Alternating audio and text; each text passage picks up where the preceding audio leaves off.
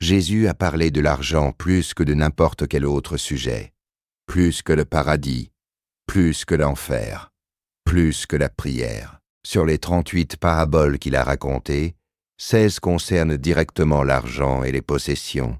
Un verset sur 6 dans l'évangile de Luc parle d'argent, et pourtant, personne ne t'a jamais vraiment dit ce que Jésus pensait de l'argent. Pas honnêtement, pas complètement.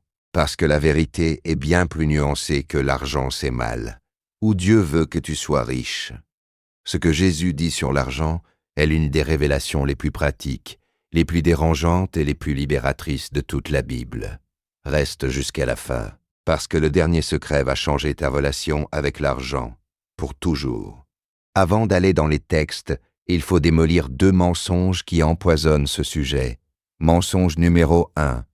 L'argent est mauvais. La pauvreté est sainte. Être riche, c'est être pécheur. Mensonge numéro 2. Dieu veut que tu sois riche. Donne et tu recevras au centuple. La prospérité financière est le signe de la bénédiction de Dieu. Ces 2 positions existent dans le christianisme. Les 2 sont des distorsions. Les 2 prennent des versets réels hors de leur contexte. Et les 2 font des dégâts immenses dans la vie des croyants. La première produit de la honte et de la culpabilité autour d'une réalité inévitable de la vie. La deuxième produit des pasteurs millionnaires et des congrégations appauvries qui croient que leur manque d'argent est un manque de foi.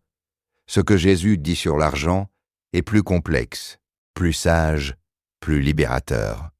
Et c'est ce qu'on va découvrir ensemble aujourd'hui. Commençons par le verset le plus mal cité de toute la Bible. 1 Timothée 6, verset 10. La plupart des gens citent ce verset ainsi. L'argent est la racine de tous les maux. Mais ce n'est pas ce que le texte dit. Le texte dit « L'amour de l'argent est une racine de tous les maux ». 3 mots changent tout.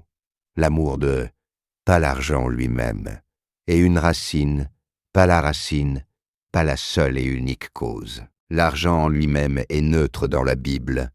C'est un outil. Comme un marteau. Un marteau peut construire une maison ou blesser quelqu'un. Ce n'est pas le marteau qui est bon ou mauvais, c'est l'usage qu'on en fait. Ce que la Bible condamne n'est pas la possession d'argent, c'est l'attachement à l'argent. C'est faire de l'argent son Dieu. C'est laisser l'amour de l'argent gouverner ses décisions, ses relations, sa vie spirituelle. Abraham était extrêmement riche. Dieu ne l'a jamais condamné pour ça. Job était l'homme le plus riche de l'Orient. Dieu l'appelait son serviteur. Salomon a reçu des richesses de Dieu lui-même. L'argent n'est pas le problème. Matthieu 6, verset 24. Jésus dit « Vous ne pouvez pas servir Dieu et Mammon ». Mammon.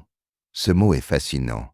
Dans la culture araméenne du 1er siècle, Mammon n'était pas simplement un mot pour argent. Mammon était une puissance, une entité spirituelle, quelque chose à qui l'on pouvait se consacrer. Jésus n'est pas en train de dire simplement « ne sois pas trop attaché à ton compte en banque ». Il dit « il y a une puissance spirituelle derrière l'argent, et tu choisis à qui tu appartiens ». Il utilise le mot « servir », le même mot utilisé pour le service religieux. On sert Dieu ou on sert Mammon.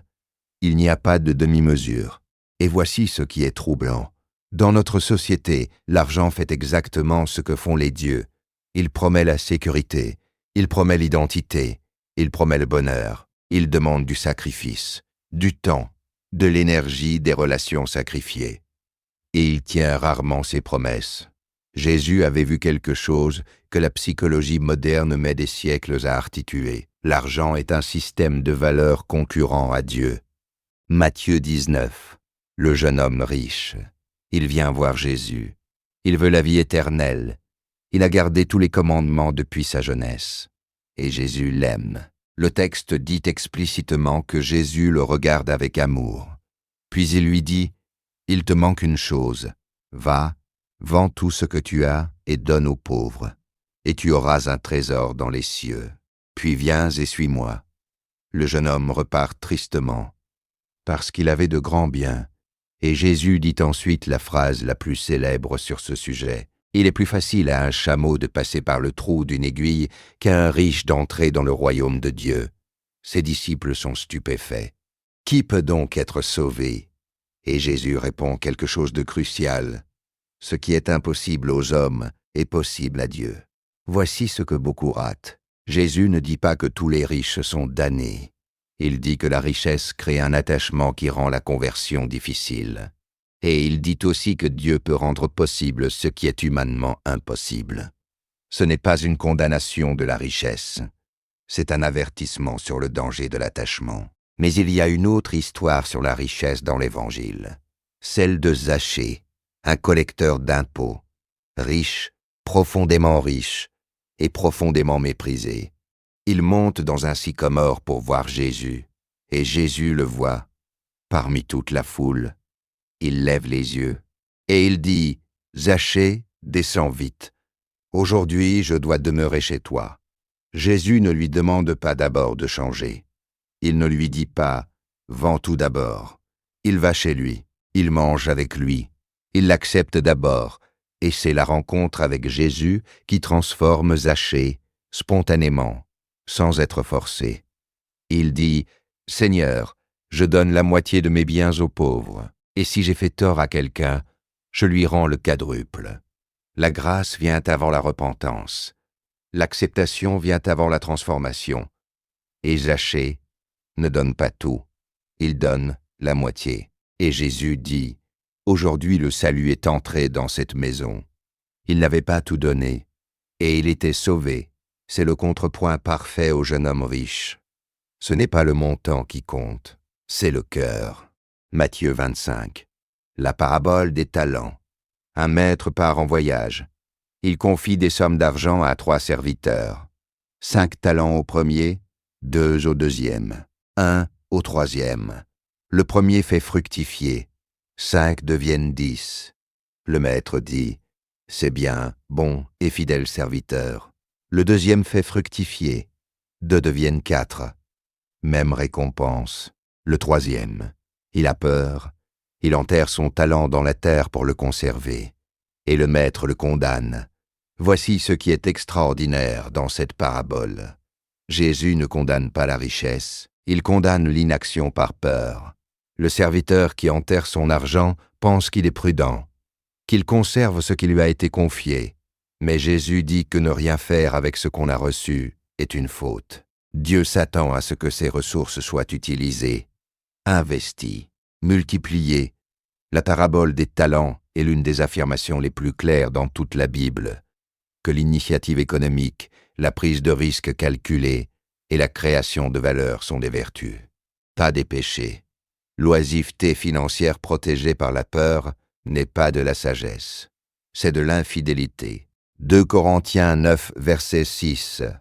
Paul écrit « Celui qui sème peu moissonnera peu, et celui qui sème abondamment moissonnera abondamment. » Et verset 7. Dieu aime celui qui donne avec joie. Celui qui donne avec joie, pas avec contrainte, pas avec culpabilité, avec joie. Et Luc 6, verset 38, Jésus dit « Donnez, et il vous sera donné. On versera dans votre sein une bonne mesure, serrée, secouée et qui débordait. » Ce n'est pas la promesse que si tu donnes 100 €, tu en recevras 10 000. C'est quelque chose de plus profond. C'est la loi spirituelle de la générosité. Quelqu'un qui donne librement vit sans la peur du manque. Quelqu'un qui vit sans la peur du manque prend de meilleures décisions. Quelqu'un qui prend de meilleures décisions crée plus de valeur. La générosité est un acte de foi qui brise le cycle de la peur et de la rétention. Et c'est ce cycle brisé qui crée les conditions d'une vie plus abondante. Pas nécessairement en euros, mais en liberté intérieure. Parlons de la dîme. Ce sujet divise les églises depuis des siècles. La dîme est le principe de donner 1/10 de ses revenus à Dieu. Mentionné dans la Torah, certaines églises l'enseignent comme une obligation absolue, un commandement toujours valide. D'autres disent que la dîme est une pratique de l'ancienne alliance abolie en Christ. Voici ce que les textes disent. Malachie 3, verset 10. « Apportez à la maison du trésor toute la dîme, et mettez-moi ainsi à l'épreuve, dit l'Éternel des armées. Verrez si je n'ouvre pas pour vous les écluses des cieux, C'est l'un des rares endroits dans la Bible où Dieu dit explicitement « Mets-moi à l'épreuve ». Mais Hébreux 7 montre que le système lévitique de la dîme est transformé en Christ. Et Paul, dans 2 Corinthiens 9, ne mentionne jamais un pourcentage fixe. Il dit simplement « Donne comme tu as résolu dans ton cœur ». Pas à contre-cœur ni par contrainte. La question n'est peut-être pas « Est-ce que je dois donner 10% ?» La question est « Est-ce que mon rapport à l'argent reflète ma confiance en Dieu ?» Parlons maintenant de la théologie de la prospérité, ce mouvement qui dit que Dieu veut que tous ses enfants soient riches, que la maladie et la pauvreté sont des malédictions dont Christ nous a rachetés, que la foi suffisamment forte produit la richesse financière. Ce mouvement a des millions de fidèles, en Afrique, en Amérique latine, en Europe, et il a des textes bibliques qu'il cite. Deutéronome 8, Jean 10, 10, je suis venu pour qu'ils aient la vie en abondance. 3 Jean 2, je souhaite que tu prospères à tous égards. Ces versets existent, et ils disent ce qu'ils disent. Mais voici ce que la théologie de la prospérité omet. Paul, dans Philippiens 4, dit « J'ai appris à être content dans tous les états où je me trouve. » Paul qui écrit cela depuis une prison romaine. Et 2 Corinthiens 11. Paul liste son curriculum vitae apostolique. Battu, naufragé, affamé, sans vêtements. En danger permanent, l'apôtre le plus utilisé par Dieu dans le Nouveau Testament était chroniquement pauvre. La prospérité n'était pas le signe de sa bénédiction. La présence de Dieu au milieu de la souffrance l'était. Et maintenant, le secret que je t'avais promis au début, celui qui va changer ta relation avec l'argent pour toujours. Matthieu 6, versets 19 à 21. Ne vous amassez pas des trésors sur la terre, mais amassez-vous des trésors dans les cieux. Et verset 21.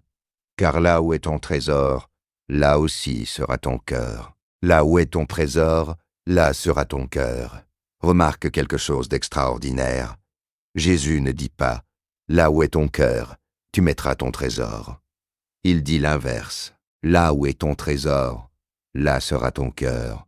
Le trésor précède le cœur, pas l'inverse. Ce que tu finances façonne ce que tu aimes. Ce en quoi tu investis devient ce qui compte pour toi. C'est une loi psychologique que la science comportementale a mis des siècles à découvrir. Et Jésus l'a formulée en une phrase il y a 2000 ans. Si tu veux changer ce que tu aimes, change où tu mets ton argent. Si tu veux aimer les pauvres davantage, commence à donner aux pauvres. Si tu veux aimer la mission, commence à financer la mission. Ton cœur suivra ton trésor. Alors concrètement, que fait-on avec tout ça? Voici 5 principes qui ressortent clairement de l'ensemble des textes. 1. L'argent est un outil, pas un ennemi, pas un sauveur, un outil au service de ce que tu valorises. 2. L'attachement à l'argent est dangereux, pas parce que l'argent est mauvais, mais parce qu'il est compétitif avec Dieu dans ta vie. 3. La générosité libère. Donner brise le cycle de la peur, et la peur du manque est l'une des prisons les plus communes de l'âme humaine. 4. La fidélité dans les petites choses précède la confiance dans les grandes. Luc 16, verset 10. Celui qui est fidèle dans les petites choses l'est aussi dans les grandes. 5. Le trésor que tu accumules façonne ce que tu aimes. Investis intentionnellement dans ce qui a de la valeur éternelle. Ces principes ne sont pas une formule magique pour la richesse. Ce sont des principes de liberté intérieure, d'une relation à l'argent qui ne te gouverne plus, mais que tu gouvernes. L'argent est l'un des sujets les plus présents dans l'enseignement de Jésus, parce que l'argent révèle ce que nous sommes vraiment. Comment tu dépenses ton argent dit plus sur tes valeurs réelles que n'importe quelle confession de foi. Comment tu réagis quand tu en manques dit plus sur ta confiance en Dieu que n'importe quelle prière. Et comment tu le donnes dit plus sur l'état de ton cœur que n'importe quel livre que tu lis. Est-ce que cette vidéo a changé quelque chose dans ta façon de penser à l'argent? Dis-le-moi en commentaire. Abonne-toi. Partage cette vidéo avec quelqu'un dont tu connais la relation difficile avec l'argent. Ils ont besoin d'entendre ça. À très bientôt.